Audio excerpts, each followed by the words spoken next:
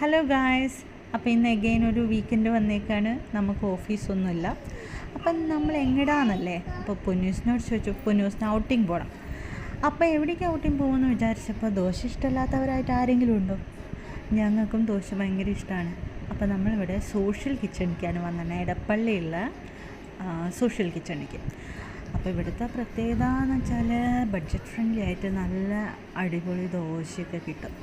അപ്പം നമ്മളിവിടെ വന്നിട്ടിപ്പം നമ്മൾ ഒരു പക്കോട, ദോശ, നീർദോശ ഓർഡർ ചെയ്തു. ഇപ്പോൾ കുഞ്ഞൂസിനൊരു പപ്പായ ഷേക്ക് ഓർഡർ ചെയ്തിട്ടുണ്ട്.